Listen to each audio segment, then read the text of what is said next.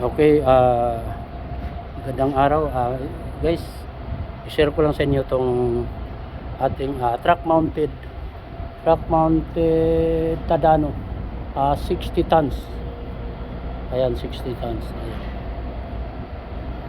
So nandito siya at gagawin yung jack nito sa harap. Leaking yung kanyang jack dito sa center front.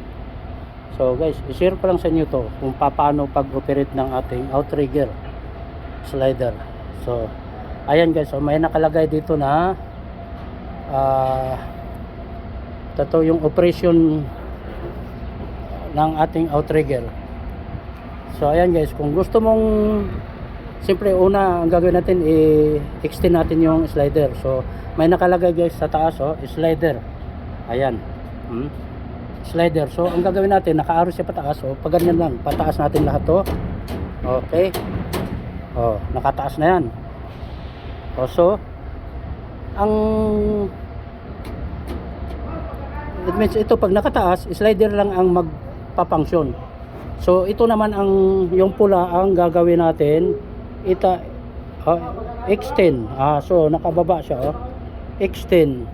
May nakasulat extend. So ito bababa mo lang siya. So mag-extend na siya. Ngayon, kung gusto naman lang i-retract, huwag na natin galawin tong apat na ito. Kasi naka-slider, i-retract natin yung slider. So itataas lang natin na may nakalagay na retract. Okay, so itataas mo lang siya.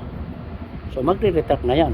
Okay, so ganun lang. So ngayon, kung gusto mo namang i-jack, ito ibababa natin ito. Yan.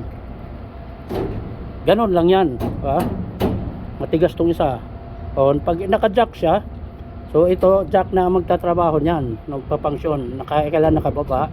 So ngayon, kung gusto mo nang i-jack, ito lang yung pula ang gagalawin. Nakalagay dito extend, nakapababa. So ibababa mo lang din siya. Ayan Naka-direction siya lang pababa.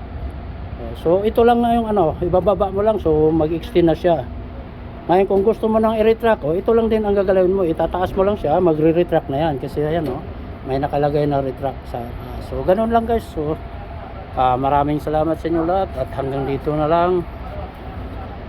At bye bye guys.